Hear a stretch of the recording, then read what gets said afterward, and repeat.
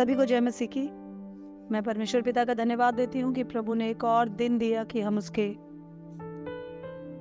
वचनों में खुद को झांक सके, देख सके।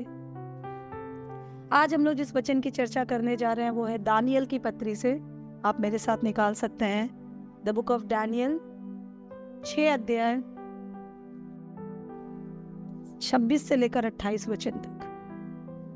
मैं ये आज्ञा देता हूँ कि जहाँ जहाँ मेरे राज्य का अधिकार है वहाँ के लोग दानियल के परमेश्वर के सम्मुख कांपते और थरथराते रहे, क्योंकि जीविता और युगान युग तक रहने वाला परमेश्वर वही है।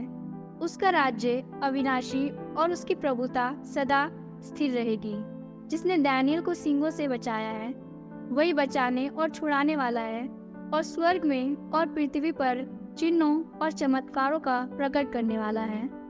इस प्रकार दानियल, दारा और कुश्त फरीसी दोनों के राज्य के दिनों में सुख चैन से रहा। आइए हम प्रार्थना करें। महान सामर्थ्य, जीवित, दयालु, अनुग्रहकारी, प्रेमी परमेश्वर,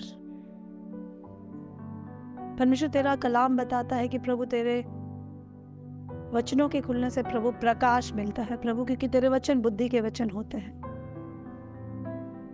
और प्रभु तेरे वचन परमेश्वर हमारा मार्गदर्शन करते हैं प्रभु। इसलिए प्रभु तेरे दास दाऊद ने कहा, प्रभु तेरे वचन मेरे मार्गों के लिए दीपक उजियाला है प्रभु। और प्रभु जो तेरे वचनों को अपने भीतर संजोए रखता है प्रभु, वो बहुत सारे प्रभु गिरावट से अपने जीवन में बच जाता है प्रभु। आज प्रभु जब हम तेरे दास दानियल के जरिए प्रभु एक नई बात सीखने, या यूं कहे प्रभु एक पुरानी बात पे फिर से आकलन करने, एनालाइज करने बैठे हैं, तो प्रभु हम मांगते हैं प्रभु कि मैं इस वचन के आईने में अपने चेहरे को साफ साफ देखूं। और प्रभु जब इस वचन पे मैं मनन करता हूँ प्रभु, तो मैं अपने कानों को प्रभु खुला रखूं प्रभु, अपने आत्मिक कानों को प्रभु सचेत और खुला रखो प्रभु, ताकि जो कुछ आप इस वचन के जरिए सुनाना, समझाना, सिखाना चाहते हैं प्रभु, बड़ी ही शिद्दत से, बड़ी ही संजीदगी से प्रभु, और बड़ी ही गहराई से प्रभु उन बातों को ना केवल सीख सको प्रभु, पर अपने जीवन में इन वचनों के जरिए महत्वपूर्ण फैसलों को ले सको प्रभु, और उन फैसलों पर अमल भी करने पाओ। मांगते हैं प्रभु अगुवाई करने वाला तेरा आत्मा हो प्रभु, बोलने वाला तेरा आत्मा हो प्रभु।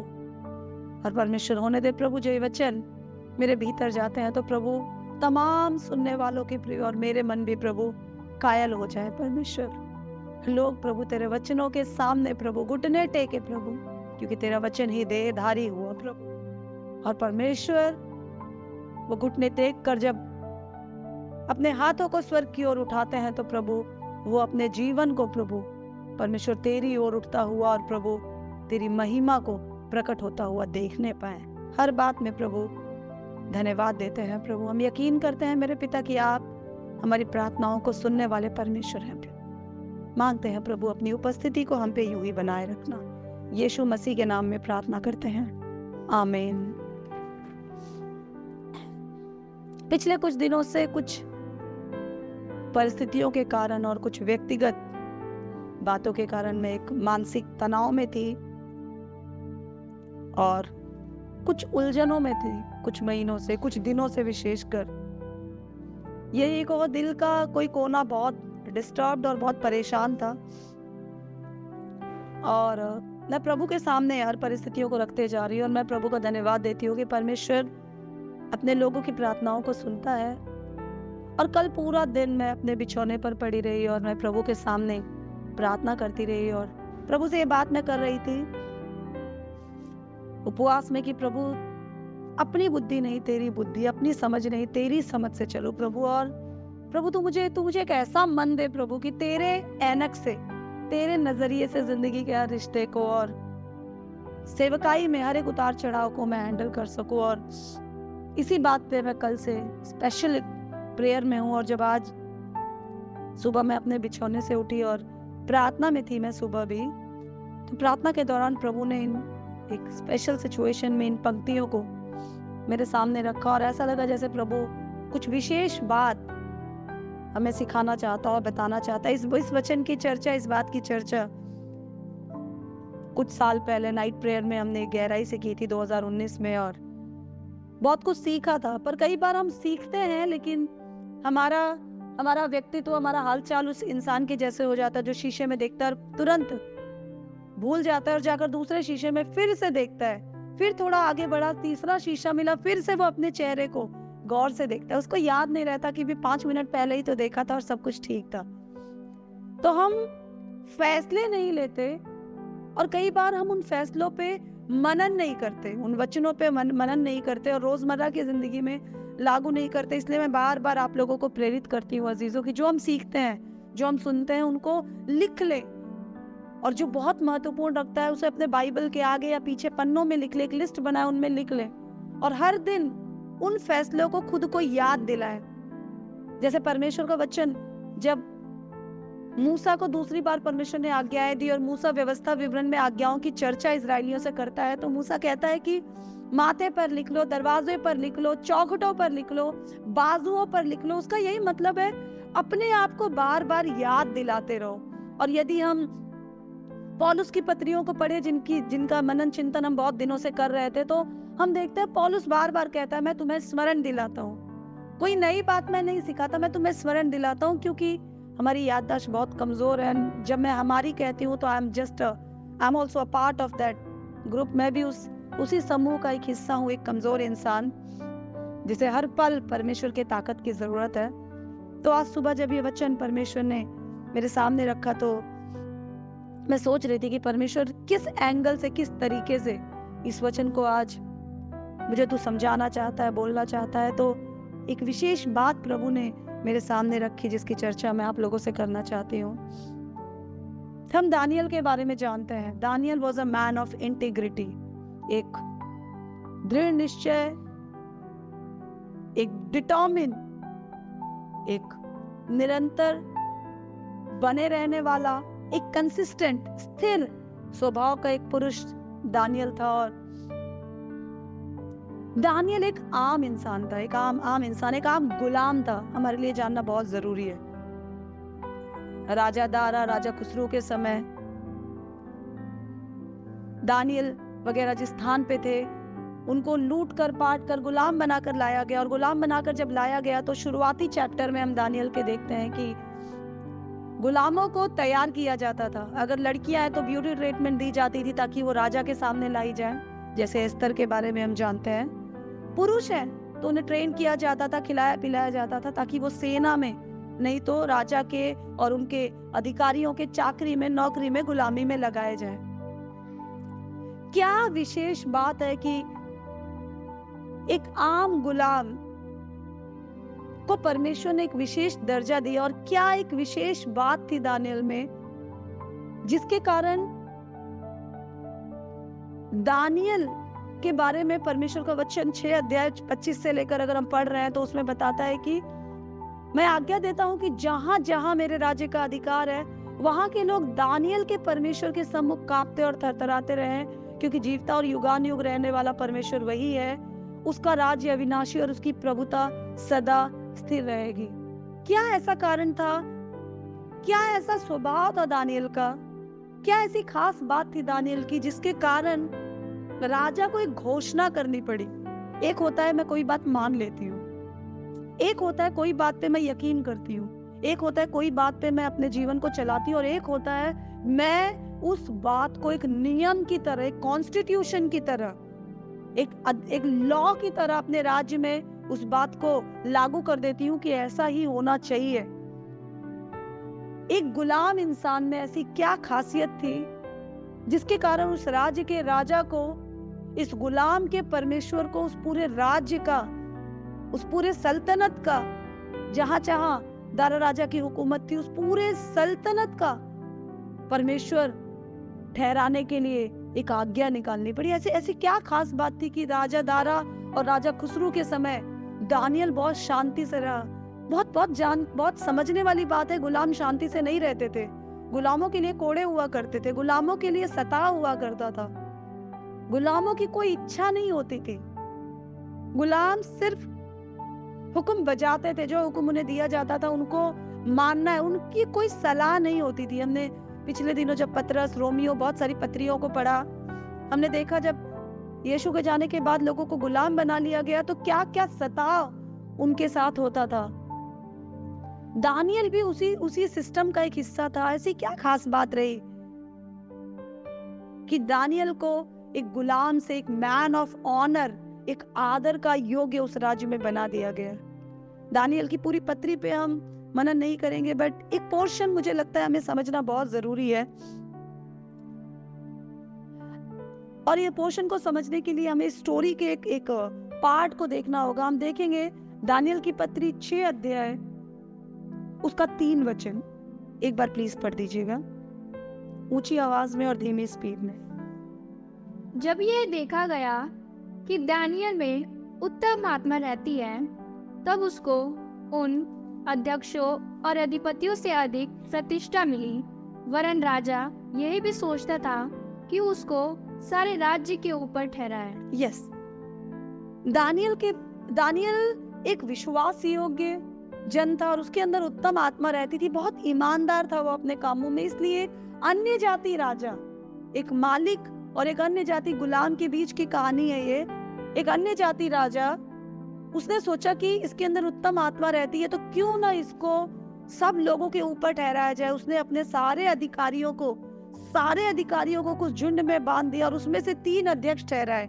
अगर हम 2 वचन में पढ़े, उन 3 अध्यक्षों में से राजा की इच्छा थी कि दानियल को उनके भी ऊपर ठहराया जाए कि ताकि राजा को किसी भी तरह का नुकसान ना झेलना पड़े। उसको पता था दानियल अपने सब कामों में ईमानदार था। और जब राजा ने यह फैसला लिया तो वहां रहने वाले बहुत सारे लोग राजा के इस फैसले से खुश नहीं थे, क्योंकि सबके अंदर उत्तम आत्मा नहीं रहती है। दानियल अगर एक गुलाम से पूरी कुर्सी को बदलने वाला, पूरे नियम को बदलने वाला, पूरे हालातों को बदलने वाला एक जन बन गया, एक मैन ऑफ ऑनर बन गया, तो उसका एक बहुत बड़ा एक पहला कारण था दानियल के अंदर एक उत्तम आत्मा रहती थी और उसकी ईमानदारी छलकती थी। ध्यान से सुनिएगा, उसकी ईमानदारी छलकती थी। हमें इस बात को जानना जरूरी है कि यदि हम अपने आप को प्रभु का जन कहते हैं, चाहे मैं हूं या आप है, हमारी ईमानदारी हमें लबालब भर के जब छलकेगी तो जरूर वो लोगों तक पहुंचेगी। और वो ईमानदारी एक स्थिर ईमानदारी होना बहुत जरूरी है। वो आत्मा, एक उत्तम आत्मा, केवल परमेश्वर का आत्मा है जो हमारे भीतर काम करता है। कई बार हम मसीह लोग बहुत कंफ्यूज सिचुएशन में रहते हैं। हम पुकारते पवित्र आत्मा को है, मांगते पवित्र आत्मा को है, पर हम गुलामी दुष्ट आत्माओं की, और जैसा कि यीशु मसीह ने यूहन्ना की पत्री में बताया, हम गुलामी अब शैतान की करते हैं। हमारे काम शैतानी काम होते हैं। हम पिता का काम तो करते हैं पर हम पिता के बनकर नहीं रहते हैं। आप एक बात सोचिए, एक कंपनी में एक मालिक है और वो मालिक बहुत सारे लोगों को उसने नौकरी पे रखा। लोग अच्छा काम करते हैं, मालिक उन्हें तनख्वाह देता है, लेकिन आप जानते हैं सीने से मालिक अपने बेटे को लगाता है, क्योंकि बेटा मालिक का है, मालिक का अंश है, वो मालिक का बन के रहता है, वो मालिक का भाग है। हम कई बार अपने व्यक्तिगत जीवन में अगर हम देखें तो हम पिता के बन के नहीं रहते। हम पिता का काम कर रहे होते हैं, हम पिता की नौकरी की तरह कर रहे होते हैं। हमारा पिता से ही कोई रिश्ता नहीं होता। उस नौकरी के बदले थोड़ा बहुत हमें जो सैलरी मिल रही है उसी में हम गुजारा कर रहे हैं, और हमें लगता है कि आने वाले समय में जब इस संपत्ति का बंटवारा होगा तो कहीं ना कहीं मुझे भी एक बहुत बड़ा हिस्सा मिल जाएगा। आप हिस्सेदार नहीं हैं, आप केवल और केवल एक एम्प्लॉई हैं। दानियल की खास बात थी, वो जिस परमेश्वर का भेजा गया था उस परमेश्वर की आत्मा के चलाए चलता था, और उसको कोई भी प्रभाव नहीं पड़ता था कि आसपास के लोग उसके बारे में क्या सोचते हैं, क्या करते हैं, कैसे रहते हैं। एक बहुत खास नेचर था दानियल का। दूसरा एक इंपॉर्टेंट नेचर था दानियल के अंदर कि वो, उसका विश्वास किसी परिस्थिति का गुलाम नहीं था। Daniel's faith was not situational faith। अगर हम देखें ध्यान से तो 6 अध्याय के 3 वचन से आगे हम पढ़े तो हमें दिखाई देता है, 5वें वचन को जब हम पढ़े तो दिखाई देता है कि वो लोग आपस में कहने लगे कि परमेश्वर की व्यवस्था को छोड़ किसी भी काम में दानियल के विरुद्ध कोई दोष नहीं मिलता था। उनको दोष निकाल नहीं सकते थे वो। जब हमारे अंदर एक उत्तम आत्मा रहती है। आज सुबह मैं इस बारे में गहराई से सोच रही थी, क्या सच में मेरे अंदर परमेश्वर की व्यवस्था को छोड़ और खोट है? और मैं आपको बताऊं, मैं शर्मिंदा थी, मैं रो रही थी उस समय कि प्रभु कैसे मैं बड़े बड़े कामों की उम्मीद अपने जीवन में अब भी कर सकती हूँ, कैसे मैं खुद को दानियल के समान समझ सकती हूँ, कैसे मैं जब जिंदगी में बड़े बड़े चक्रव्यूह में, बड़े बड़े तकलीफों में, बड़े बड़े उलझनों में पड़ जाती हूँ, तो कैसे मैं सोच सकती हूँ कि जैसे तूने दानियल को बचाया तू मुझे बचाएगा। तू मुझे नहीं बचाएगा, क्योंकि मेरे अंदर तेरी व्यवस्था को छोड़ और कोई दोष नहीं है। ऐसा नहीं है, मेरे अंदर दोष ही दोष भरे हुए हैं परमेश्वर। और मैं प्रभु से कह रही थी कि प्रभु तू मुझे आजाद कर। दानियल के अंदर परमेश्वर की व्यवस्था को छोड़ और कोई दोष पाया नहीं गया। क्यों नहीं पाया गया? क्योंकि दानियल का विश्वास, दानियल का परमेश्वर से प्रेम किसी परिस्थितियों का गुलाम नहीं था। अगर आप पहले चैप्टर को पढ़े दानियल के, तो उसमें साफ साफ लिखा है, जब गुलामी से लाया गया, लाने के बाद सबको तैयार किया जा रहा था राजा के सम्मुख लाने के लिए, तो उनके यहाँ कुछ विशेष तरह का मीट, कुछ विशेष तरह का मांस इन लोगों को खिलाया जाता था, ताकि इनकी ताकत बढ़े, उनके चेहरे पे रौनक बढ़े। चर्बी और मांस इन्हें खिलाया जाता था। दानियल को पता था जो उसकी थाली में परोसा जा रहा है वो परमेश्वर के नियम के विरोध है। वो गुलामी में था, अधीनता में था, लेकिन उसको पता था कि लोगों की अधीनता से बढ़कर मेरी अधीनता परमेश्वर के लिए है। परिस्थितियों के कारण हम कई बार परिस्थितियों का हवाला देते हैं, प्रभु तू तो जानता है मेरे हालात क्या है। हम परिस्थितियों का हवाला देकर प्रभु के ही विरुद्ध चलने लग जाते हैं। दानियल के सामने जब ऐसी परिस्थिति आई कि वो मार डाला जाएगा अगर उसने ये मीट नहीं खाया था, क्योंकि गुलाम को अपनी मर्जी कहने का अधिकार नहीं था, वो परमेश्वर के भय में होकर, अगर शायद उस समय दानियल ये सोचता कि प्रभु तो जानता है मेरे हालात कैसे हैं, तो आज हम दानियल की पत्री नहीं पढ़ रहे होते। दानियल हालातों को ये कह रहा था कि हालात तू नहीं जानता, मेरा परमेश्वर कैसा है। और वो जाकर अधिकारी से कहता है कि मैं आपसे विनती करता हूँ, ये जो आप मुझे खिला रहे हैं वो मैं नहीं खा सकता। अधिकारी ने कहा अगर मैं तुझे नहीं खिलाऊंगा तो राजा के सामने जब तुम लोग ठीक नहीं दिखोगे, वो मुझसे सवाल करेगा, तो मैं तकलीफ में पड़ जाऊंगा। दानियल का कॉन्फिडेंस देखिए परमेश्वर में। दानियल ने कहा कि अगर मैं आपसे 10 दिन की मोहलत मांगता हूँ, आप मुझे साग पात और वो जो मेरे परमेश्वर की व्यवस्था के अनुसार है, आप मुझे वो चीजें खिलाइए, उसके बाद 10 दिन बाद आप मुझे और मेरे साथियों को देख लेना। अगर हम कमजोर दिखे तो जो आप कहे वो मैं करूंगा। दानियल को पता था हमारा परमेश्वर काम करता है। और 10 दिन बाद जब राजा ने देखा, जब उस अधिकारी ने इन लोगों को देखा, तो इनके शरीर में उनसे ज्यादा ताकत, इनके चेहरों पे उनसे ज्यादा रौनक थी। दानियल की एक बहुत बड़ी खासियत थी, उसके अंदर उत्तम आत्मा थी। दानियल के अंदर एक बहुत बड़ी खासियत थी, वो परिस्थितियों के चलाए नहीं चलता था। और इसी कारण वो प्रभावित नहीं होता था, बल्कि वो प्रभाव डालता था लोगों के ऊपर, क्योंकि परिस्थितियां उसे नहीं चलाती थी। वो एक स्थिर विश्वासी था, एक स्थिर प्रेम करने वाला परमेश्वर का जन था। दानियल लोगों के हिसाब से अपनी बुद्धि को नहीं चलाता था। एक तीसरा बहुत बड़ा कैरेक्टर है दानियल के अंदर। दानियल लोगों के हिसाब से अपने जीवन को नहीं चलाता था। लोग क्या सोचते हैं, लोग क्या करते हैं, दानियल को कुछ लेना देना नहीं था। उसके जिंदगी का एक ही टारगेट था कि मुझे मेरे स्केल को, मुझे अपनी लाइफ को परमेश्वर के सामने इंटैक्ट और प्रॉपर रखना है।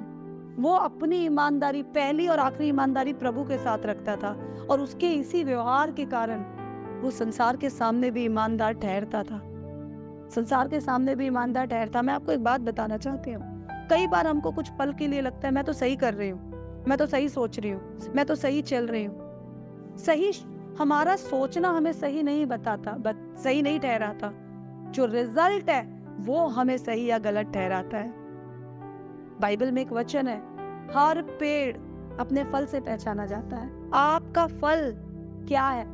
क्या आपके लोग, आपके स्वभाव, क्या आपके खास लोग, आपके परिवार के लोग आपके चाल चलन से परमेश्वर की प्रशंसा कर रहे हैं?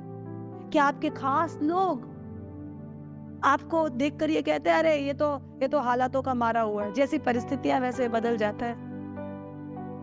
दानियल के अंदर खास बात थी लोग क्या कहते हैं क्या नहीं करते हैं उससे उसको कोई भी फर्क नहीं पड़ता था।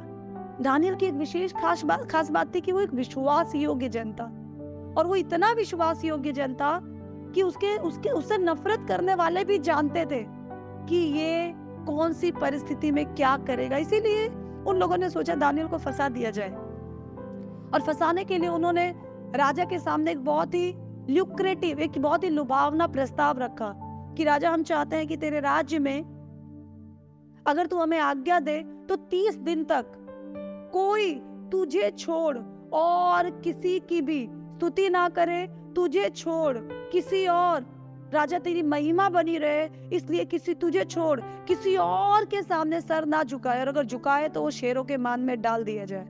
पहले राजा को पता नहीं चला कि ये क्या बात हो रही है, लेकिन राजा ने इसलिए कोई भी राजा अपनी महिमा अपने मान सम्मान के लिए जीता है। वो चाहता है हमेशा उसके राज्य में उसकी जय जयकार हो। इन लोगों ने, ये लोग जो बुरे लोग होते हैं वो सब कुछ बहुत अच्छे से जानते हैं। इनको राजा की भी कमजोरी पता थी, इनको दानियल की भी कमजोरी पता थी। दानियल की कमजोरी परमेश्वर था, राजा की कमजोरी अपनी प्रशंसा थी, और इन्होंने वहीं पर दोनों को पकड़ा। और आप जानते हैं राजा ने आज्ञा निकाली कि जो भी 30 दिन तक मेरे सिवा किसी और की स्तुति आराधना करे वो शेर के मान में डाल दिया जाए।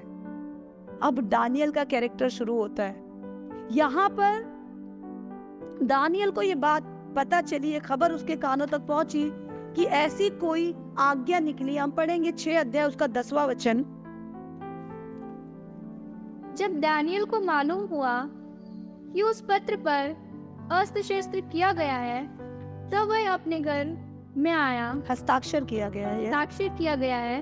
तब वह अपने घर में गया, जिसकी उपरोटी कोठरी की खिड़कियां यरूशलेम की ओर खुली रहती थी, और अपनी रीति के अनुसार जैसा वह दिन में 3 बार अपने परमेश्वर के सामने घुटने टेक कर प्रार्थना और धन्यवाद करता था, वैसे ही तब भी करता रहा। यस, ध्यान से सुनिए। जब दानियल को मालूम हुआ, जब उसको पता चल गया कि उस पत्र पे हस्ताक्षर हो गए, सिग्नेचर हो गए हैं, ऐसा कोई फरमान निकल गया है कि दानियल के परमेश्वर की आराधना अब दानियल नहीं कर पाएगा, सिर्फ राजा के सामने सर झुकाना है, तब जानते हैं दानियल ने क्या किया?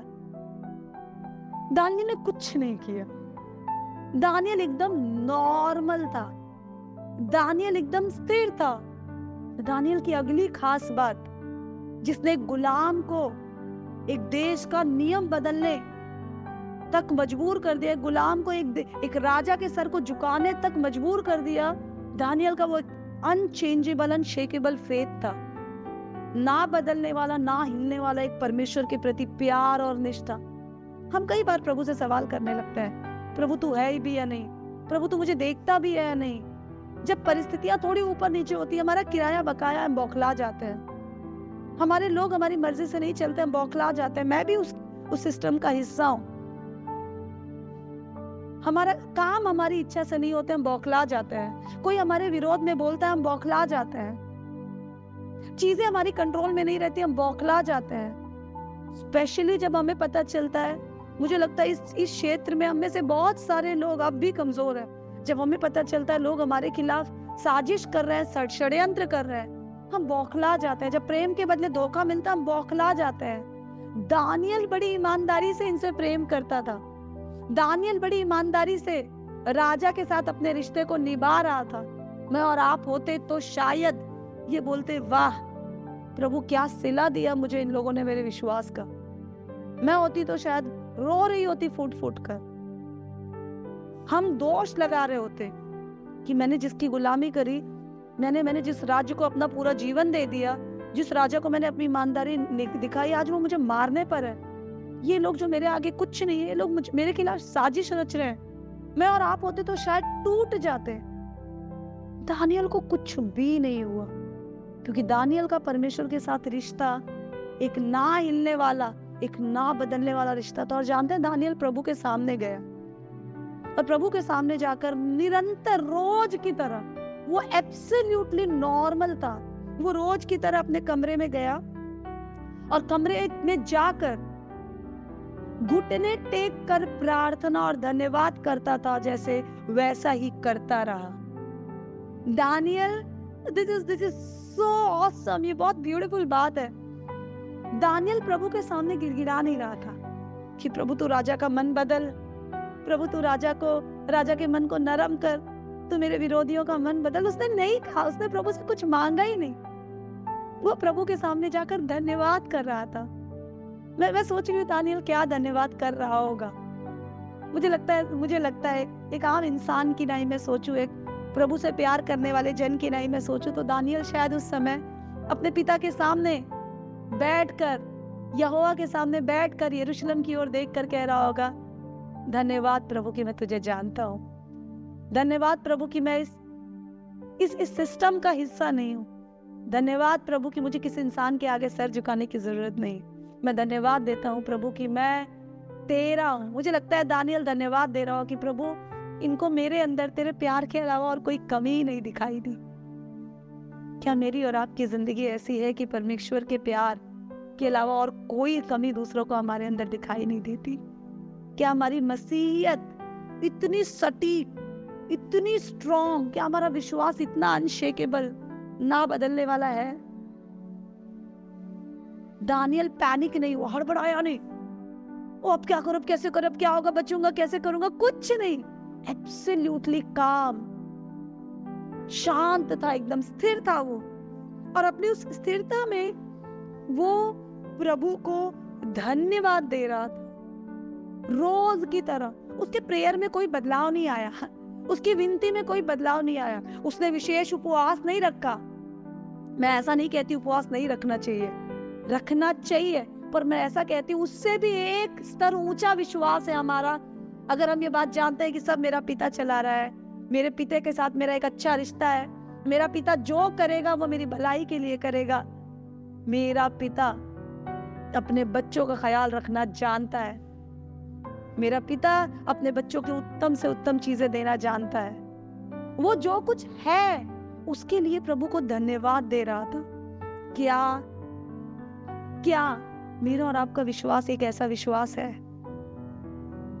एक सेवा करने वाले जन के नाते मैं कई बार एक बहुत बड़े दर्द से गुजरती हूँ। साथ रहने, साथ उठने बैठने, साथ बहुत बहुत बहुत बहुत दिल से सेवा करने के बाद जब आपको ऐसा, बहुत सारे पास्टर लोग इस दर्द से गुजरते हैं, जब जिनसे आप बहुत प्रेम करते हैं, जो लोग आपके साथ उठते बैठते हैं, आपके परिवार हो, आपकी कलीसिया के लोग हो, जब आपको कुछ ऐसा प्रति उत्तर मिलता है जो आपके प्रेम के एकदम विपरीत हो, तो कई बार आप टूट जाते हैं। मैं भी टूट जाती हूँ। कई बार प्रभु के सामने बहुत रोती हूँ और उसके बाद प्रार्थना करती हूँ कि परमेश्वर तू इन हालातों को देख। दानियल नहीं रो रहा था, दानियल एब्सोल्युटली कूल था। और आज सुबह मैं प्रभु के सामने रो कर कह रही थी कि प्रभु मुझे यही बनना है, प्रभु मुझे यही बनना है कि परिस्थितियां कुछ भी हो, मैं तेरे आगे हर दिन धन्यवादित बैठूं, मैं पैनिक ना हूं, मैं हड़बड़ाऊं ना।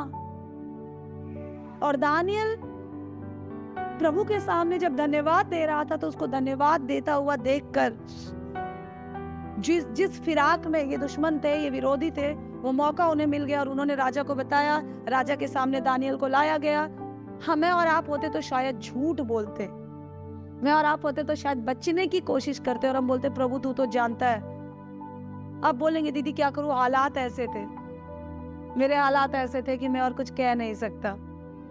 और हम वो बोल देते हैं खुद को बचाने के लिए, हम वो कह देते हैं खुद को सही साबित करने के लिए, हम अपनी जुबान से वो शब्द बोल देते हैं अपने बचाव के लिए, अपनी महिमा के लिए, जो हमें हमारे बनाने वाले, अपने हाथों से हमें रचने वाले परमेश्वर की महिमा को हमसे दूर कर देता है। दानियल ने झूठ नहीं बोला, he was a man of truth।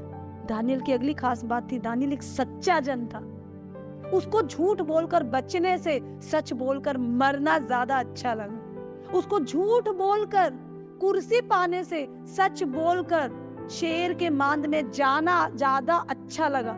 उसको झूठ बोलकर मर जाना उसको ज्यादा बेहतर लगा। उसको पता था शेर की मांद मेरा इंतजार कर रही है, और उसको पता था राजा अपनी आज्ञा को वापस नहीं ले सकता, क्योंकि राजा का ये बहुत बड़ा एक गुण था और आज भी है।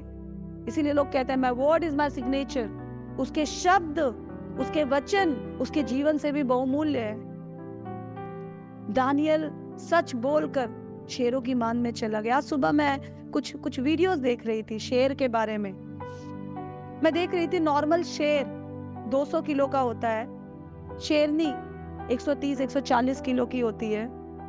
एक बार अगर शेर दहाड़े 8 किलोमीटर तक उसकी आवाज जाती है। 8 किलोमीटर्स एक बार शेर दहाड़े। कई बार शेर दहाड़ता है अपना भय कायम रखने के लिए, कई बार शेर दहाड़ता है डरा कर अपने शिकार को गिराने के लिए। शेर की दहाड़ सुन के शिकार की हिम्मत आधी वैसी ही हो जाती है। मैं देख रही थी शेर 3 मीटर तक लंबा होता है, 3 मीटर्स। सबसे फुर्तीला, सबसे चालाक, तेजी से भागने वाला, मोटी बॉडी होने के बाद भी एकदम लचीला। शेर बहुत भयानक है।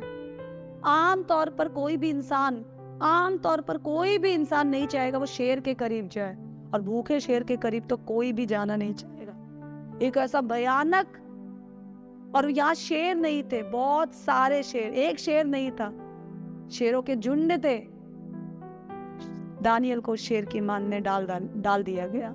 रात भर दानियल यहाँ रहा, रात भर राजा तड़पता रहा। वो राजा जिसने डलवाया।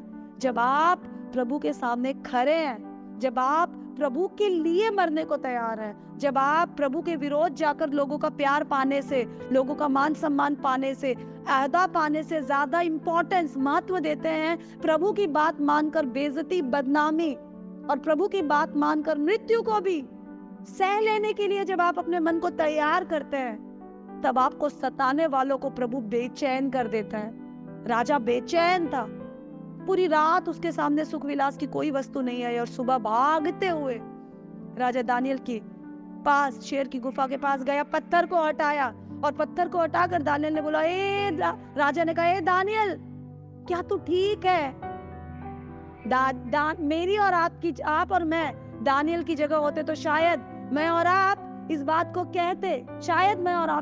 कहते, कि तूने क्या सोचा है? तू डाल देगा तो मैं मर जाऊंगा? तूने क्या सोचा है? शेर मुझे खा जाएगा? तूने क्या सोचा? तू मुझे मरवा डालेगा? राजा, तू अपने आप को समझता क्या है? हम जरूर कोसते, पर आप जानते हैं दानियल के वॉइस मॉड्यूलेशन पे, उसके टोन में कोई गर्मी नहीं थी। वही नम्रता, वही स्थिरता, वही प्यार। हे राजन, तूने मुझे शेर की मान में डाला, पर मेरा परमेश्वर, हम ध्यान से एक बार उस वचन को पढ़ेंगे।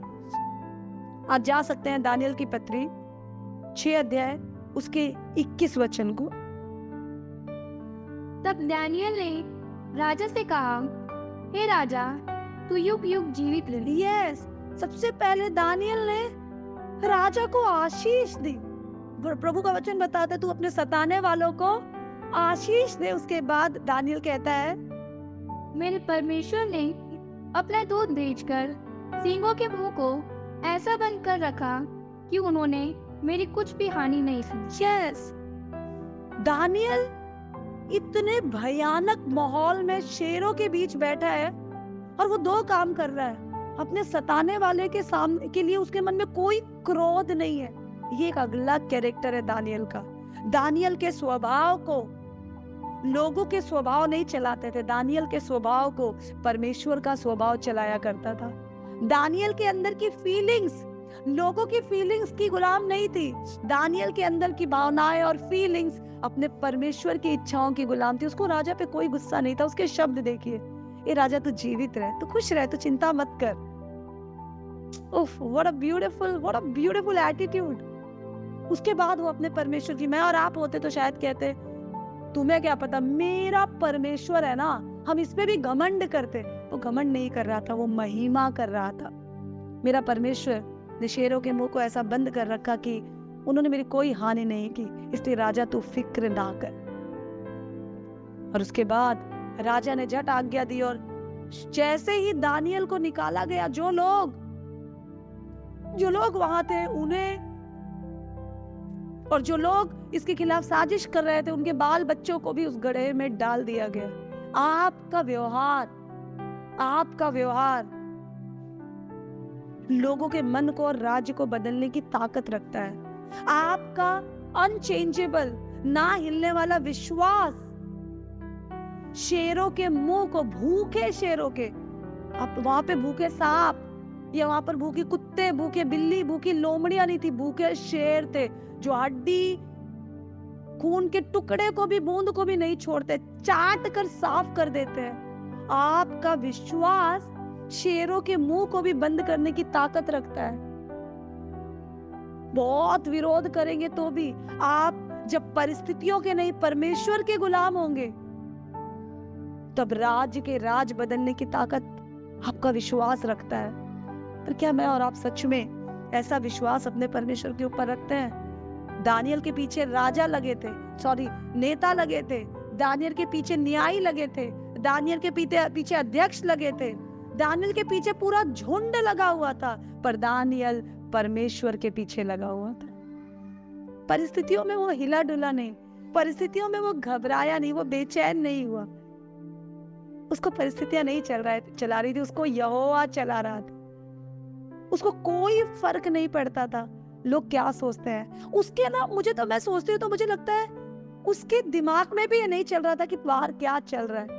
वो एक नॉर्मल एटीट्यूड, एक नॉर्मल बिहेवियर, एक स्थिर, एक शांत, एक काम बिहेवियर में वहां खड़ा था। और चूंकि वो प्रभु के सामने घुटने टेका हुआ था, इसलिए संसार के सामने वो अपने पैरों पे खड़ा था। वो प्रभु के सामने सर झुकाया था, इसलिए संसार के सामने प्रभु ने उसके सर को उठाने का मौका दिया। वो राजा के सामने नहीं झुका, इसलिए पूरा राज्य उसके सामने झुक गया। पर उसकी नीयत राजा और राज्य को झुकाने की नहीं थी। उसका एटीट्यूड किसी को नीचे दिखाने का नहीं था। आज सुबह जैसे प्रभु मुझसे कह रहा हो कि क्या तुझे परिस्थितियां चला रही हैं? क्या तू लोगों के अनुसार अपने विश्वास और अपनी सेवा को चला रही है? जैसे प्रभु मुझसे कह रहा हो कि क्यों हिल जाता है, क्यों बहक जाता है, क्यों घबरा जाता है तेरा मन? क्यों नहीं तू मेरी स्थिरता को थाम लेती? और मैं प्रभु से कह रही थी कि प्रभु मैं तैयार। और जब ये वचन देने के लिए यहाँ पर मैं खड़ी हूँ तो एक स्टोरी, एक कहानी मुझे याद आ रही है। ब्यूटीफुल स्टोरी, एक व्यापारी की कहानी। मैंने कई बार आप लोगों के सामने चर्चा की, आज मैं फिर से रखूंगी। एक शहर में एक व्यापारी था। वो व्यापारी राज्य में घूमा करता था। उसके पास एक पोटली थी। उस पोटली में बहुत सारे कांच के टुकड़े और एक बेशकीमती हीरे का टुकड़ा था। वो व्यापारी कुछ नहीं करता था, वो सिर्फ राज्य में जाता था और लोगों से कहता था इन कांच के टुकड़ों में अगर आप हीरा चुन लेंगे तो ये हीरा आपका, लेकिन अगर आप हीरा नहीं चुन पाए और आप इस कंपटीशन में हैं तो हीरे के बराबर कीमत आपको मुझे देनी पड़ेगी। राज्य में वो जाता, कांच के टुकड़े को सामने रखता, कोई चुन नहीं पाता।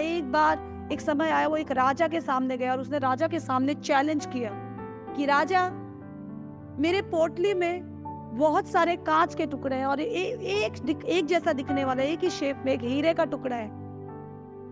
अगर आपके राज्य में कोई ऐसा है जो इन कांच और हीरों में फर्क कर सके तो ये हीरा आपका, पर नहीं कर पाया तो इसके बराबर का मोल आपको मुझे देना पड़ेगा। राजा व्यापारी पे ऐसा बोला, तू इतने समृद्ध राज्य में खड़ा है, तुझे पता यहाँ एक से एक जौहरी है। राजा ने अपने राज्य के सब जौहरी को बुलाया। सारे जौहरी आए। बाहर आंगन में मेले जैसा लगा हुआ था। जौहरी आए और हीरो के इस कांच के झुंड में से, कांच की पोटली में से हीरा तराशने की खोजने की कोशिश की। सारे जौहरी एक एक करके हार गए। कोई भी पहचान नहीं पाया कि इसमें से हीरा कौन सा है। राजा को बहुत शर्मिंदगी हुई।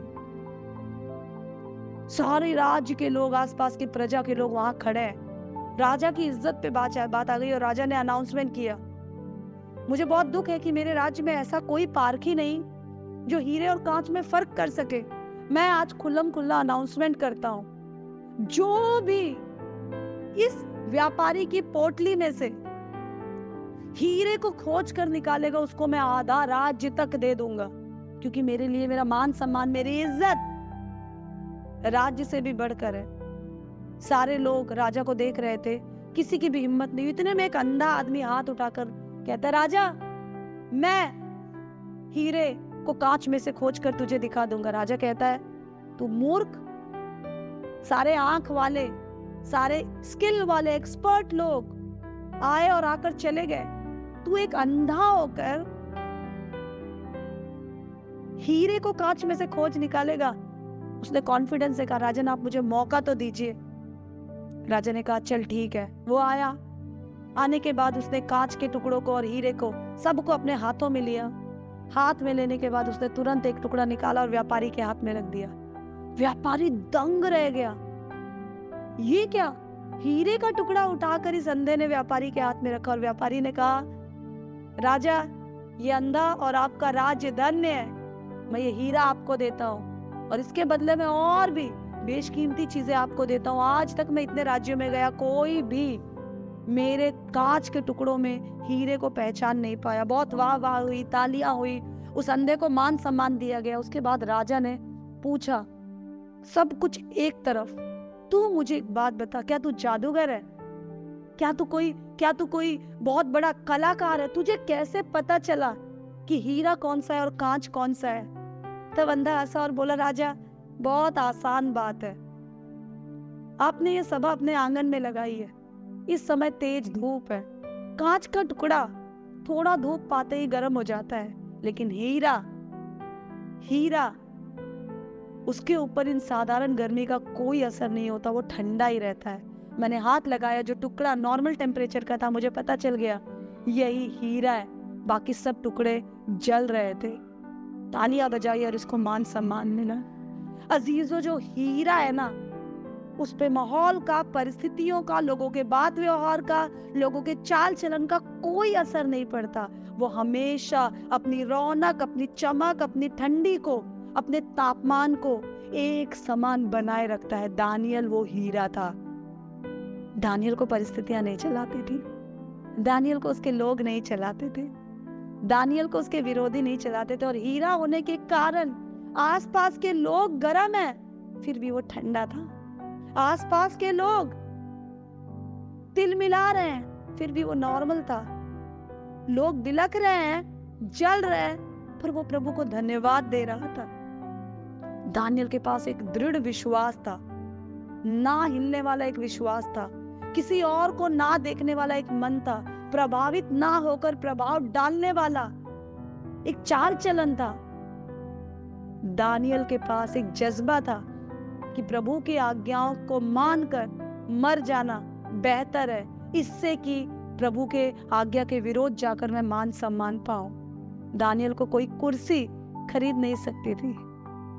दानियल को कोई दुश्मन बहका नहीं सकते थे।